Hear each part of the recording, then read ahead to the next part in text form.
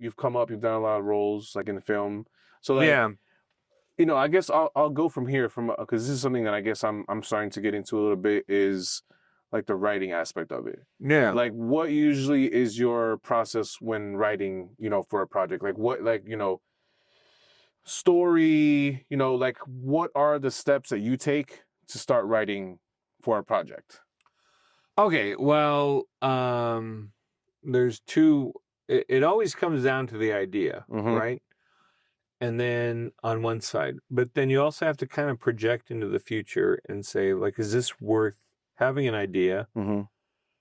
Because it needs to be seen by the world in order for it to be, for it to come to fruition, right? So it's a little bit of a cart and a horse, though, in the movie industry, because sometimes what causes people to have the ideas is the distribution is already in place and they need content, right? But it always comes with the idea, right? And then, and so that's the first place is like, here's the idea, and how can we do it? So, like I said, if you've already got distribution set up, like I had at the company, then all the ideas that we had, we actually had to sit there and generate ideas. We had to be like, what's an idea that would fit with this distributor, with this audience? Because again, I'm thinking of like French housewives that want to watch American TV. Yeah. What movie would make them? I know. Yeah. The boyfriend comes over and tries to kill it. No, we already did that one. Wait, I have it. Yeah. He's a fireman. Oh, great. Okay. So, yeah, so it always starts with the idea. Then what you have to do is they call it breaking the story, right? You have to go in and you have to develop a basic narrative structure, just a beginning, a middle, and end, right? And then, of course, because you're in business, you're always thinking of the green light process, right? Because somewhere somebody's got to write a check for this to come to fruition. Otherwise, it's just a cute little hobby that you do, right? Or it's just a passion project, you know, like so many people who write scripts, and I'm writing a script about okay, that's great. And then... Is there any funding behind that? Yeah, exactly. It's a script. It's not a movie. It's a script. How many M's come with that script? Yeah, exactly. So that's the deal, is that you have, so you're constantly having to think of like this, like trajectory of like, of the green light process, right? And then you just have it. So you start with the idea, then you have to beat out the idea into something that's like an actual little beginning, middle, and end, right? And then you have to turn around and then beat that story out into, you constantly having to like thresh it out. That's where the story, like like that Dramatica that I use. Although I use all kinds of story engines, because you need to, especially when the idea is like, it's a little bit more utilitarian. Yeah. You're like, I still got to make a good movie. I got to I don't want to suck, you know? I guess that's one thing too for me, because it's like when you're in the writing process and you're starting to like flesh out the story, right? That's like the one thing of like, man, like you have the general, I guess, idea of what the movie is about. Yeah. But then like, you know, I guess to go even deeper, it's like even like per scene, you know, like right, yeah. How do you get to that part now where you've had the idea, you know, but now it's like each scene, this is what we're gonna, you know, do. Right. This is actually a Robert McKee. If you ever read his book Story, this is where he's really effective, because he clearly sees, like, his definition of story is it's a bunch of events that happen in a sequence, right? And they have like purpose to each other. I'm paraphrasing. Yeah. But it's not just a bunch of random events. No. It's like a series of events that add one onto each other. If you've ever heard like the South Park guys, they've got their little thing called Ben. I've not heard of. You might have heard that. I'm sure. Or you heard of the story clock. You know. Yeah. Each of those things, it's just always like the story needs to progress. It needs to build on top of each other.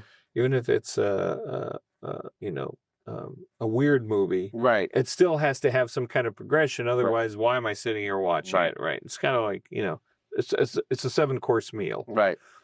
So the other thing he talks about is that development process usually has 3 aspects. I believe he calls it inspiration, right? Imagination, he calls it, which is just, now I'm like, hey, you know, what if there's like some monkeys on a planet and they're like in the future, okay?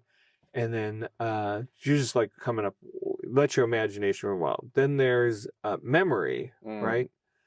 Then you start drawing from your own personal experience. This is where it really becomes personal. So even when we were writing those independent TV movies for, like Lifetime, I still had to rely on memories. Right. I still had to go like, it was helpful that I was married and that, I'd be like, yeah, there was this time when my wife and blah, blah, or, I had a cousin who blah, blah, blah, and the producer I was working for, he had his children through IVF.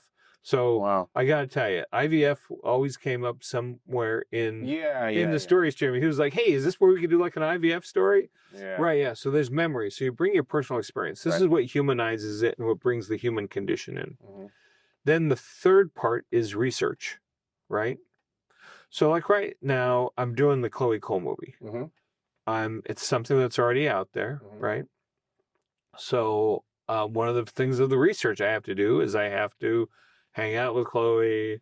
I've got to talk to Chloe. I've got to write down things about Chloe's right. I've got to do the research. Then I've got to research all these other things about gender affirming care. I got to research. You'll end up researching laws. I did I worked on a film a script development project a couple of years ago. That was also a biopic, and part of it was a courtroom battle. I landed up reading hundreds of pages of depositions. Wow. Court transcripts. Yeah. Right. Yeah. Of course, while I'm reading court transcripts, I'm like, oh wait, that's good dialogue. Yeah. Cut and paste. That's hilarious. Right. Yeah. Because that's actually from like the dialogue from the. It's actual right. It's like life has some of the best dialogue. So wow. So right, so those are the three things that he says are the ticket, and I find that in my experience are exactly. True. It's like imagination. That's just like, that's what makes That's what makes it new and fresh and interesting, novel. The memory, which is the personal experience. That's the personal experience you're bringing in. That's what humanizes it, brings the human condition, and then research. That's what makes it believable. Yeah. Right. So, if I'm writing just like a Lifetime movie, okay, I'm coming like, okay, yeah, it's her gym instructor. She falls in love with her gym instructor, and he's trying to kill her, or is he? Right? I don't know. Yeah. Right. So that's imagination, and then I'll say like, well, let me actually like find out how a gym instructor could kill somebody. Yeah. Let's say, how much force would it take for somebody to okay. So there's actual like the research being done. Right, on yeah. that. And then I'm watching, then I'm thinking like, hey, my sister dated a guy. He was like a health coach and wow. He was always like really pumped. Why don't we base the character on that guy, right?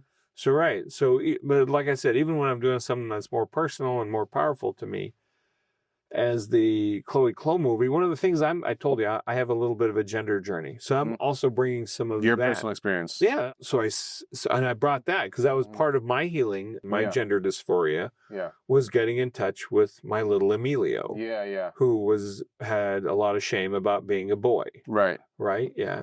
And so, I got in touch with that. Right.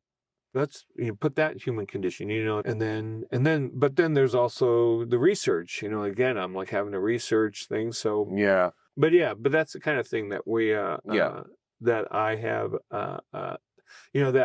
that research is being pulled in. I'm bringing a memory, right? But I'm also bringing an idea. We just had this idea of like, of a little narrative and a premise setup. Yeah. So.